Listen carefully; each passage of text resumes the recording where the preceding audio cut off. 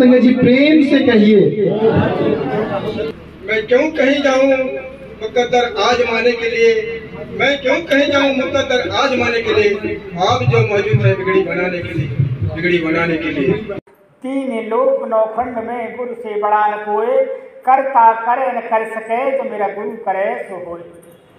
शासंगत कहते हैं कि आप महात्मा से सवाल करते हैं कि ऐसी कौन सी चीज़ है जो करता भी नहीं कर सकता है, जो गुरु कर सकता है।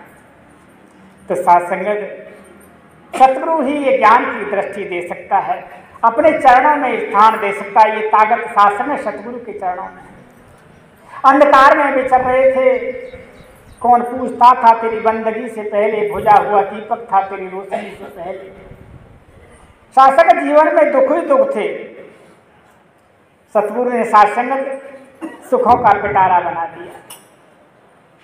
कि ज्ञान की रोशनी दे दी शासक, समदृष्टि दे दी, सहनशीलता दे दी, अज्ञानता चली गई और धीरे धीरे अहंकार भी चला गया और मुझे जन्म मरण से मुक्ति मिल गई। क्योंकि इस प्रभु परमात्मा को जानने से फिर जन्म मरण से डर लगता ही नहीं। मैं ना मरगो संसारा, मिलवो सारंग पानी, राम कबीरा एक भय कोई न सके पहचान। लोग कहते हैं मैं मर जाऊंगा, लेकिन मैं तो दरिया हूँ सागर में समा जाऊंगा। मुझे अब मर के भी कहाँ जाना है। इस प्रभु परमात्मा को जान लिया, मैं इसी में रह रहा हूँ, इसी में खा रहा हूँ, इसी में सो रहा हूँ। शासक ने ज्ञान की रोशनी आई, जब शासक ये समझ में आया।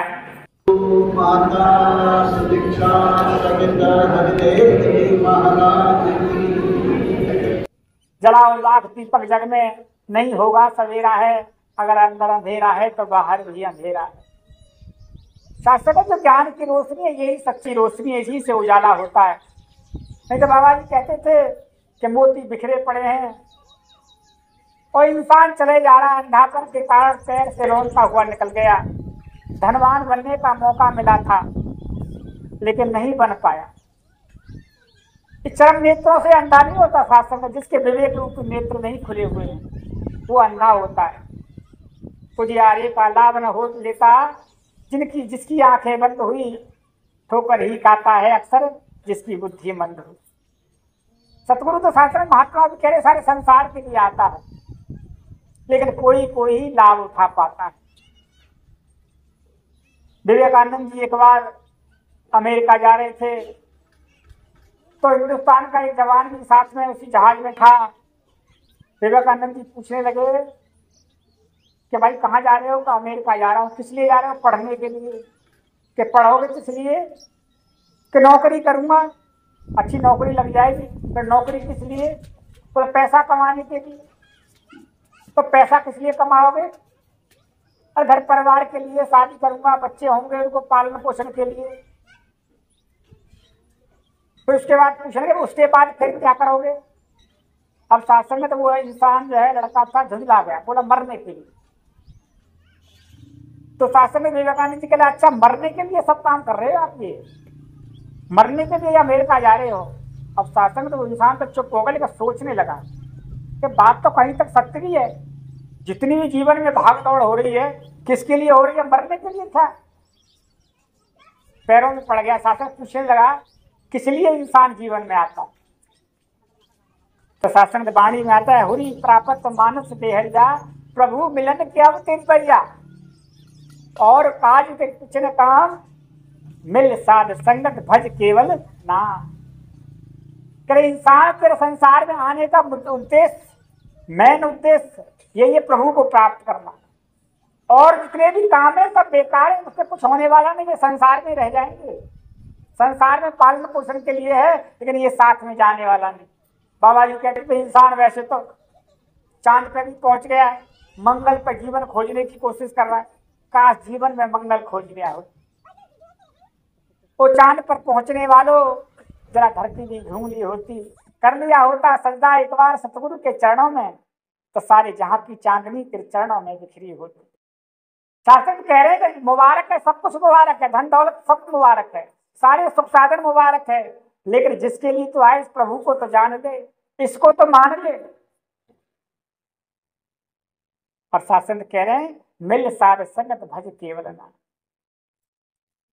अब सात्संगत साथ संगत में आते हैं, कहते हैं बिन सत्संग न हर कथा, ते बिन मोह भाग, मोह गए प्रभु राम पद होय न चरण। बिना सत्संग के चर्चा नहीं मिलती सुनने को।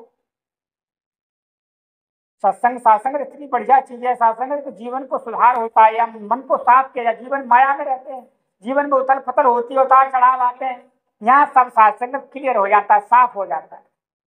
जन्म जन्मों के पापों से मुक्ति मिलती है, भक्ति में दृढ़ता आती है, जीवन जीने की युक्ति, भक्ति और मुक्ति सात्संग ये सत्संग से ही प्राप्त होती है। धार्मिक स्थलों पर जाओगे मनोकामनाएं पूर्ण होंगी, लेकिन सात्संग सत्संग में आने से मनोकामनाएं समाप्त ही हो जाती हैं। ये सात्संग तो ऐसा दर है, सत्य का दर है। और फिर सात्संगत कह रहे हैं कि जब सत्संग नहीं है तो प्रभु चर्चा भी सुनने को नहीं मिलेगी, और प्रभु चर्चा सुनने को नहीं मिलेगी तो मोह कहते हैं सात्संग। जो प्रभु परमात्मा से सतगुरु से जो प्रेम होता है, प्रेमा भक्ति जो होती है, उसको मोह कहा जा रहा है। वो सात्संग प्रेम भी नहीं होगा, फिर भक्ति भी नहीं होगी। अब सात्संगत यहाँ आने के बाद भी अगर हम ये प्रेम नहीं प्राप्त कर सकते हैं तो क्या फायदा सात्संग यहाँ आने का। महात्मा भी कह भी रहे, सालों सालों से आ रहे हैं, लेकिन सात्संग तो वो गुण ही नहीं आए, वो प्रेम ही नहीं आया। क्यों नहीं आया सात्संग? यहाँ क्या हम कभी देखने के लिए आए हैं? निंदा वकीली के लिए क्या आए हैं? हरदेव बाबा जी कहते हैं कि हरदेव निंदा से तू बाज नहीं आएगा, निंदक भी कहलाएगा और भक्ति से भी जाएगा। ये शास्त्र पत्थर की लकीर आजमा के देख लेना।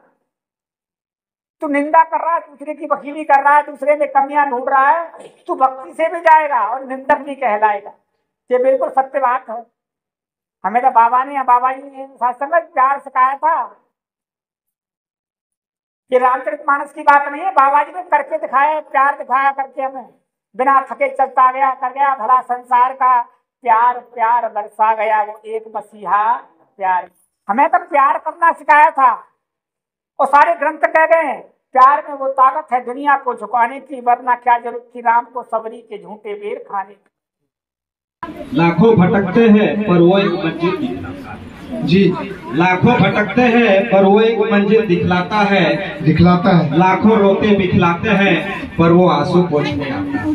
क्या बात। लाखों रोते बिखलाते हैं पर वो आंसू पोंछने आता है। जी, दिल में उठती जो धुआं एक पल में ही सूझ जाता है। दिल में उठती जो धुआं एक पल में ही सुन जाता है। वही नूर जहां इस दुनिया में वही नूर जहां दुनिया में सतगुरु कहलाता है। क्या बात है। किसी को भी ना तू सतगुरु उदास रखना, किसी को भी ना तू सतगुरु उदास रखना,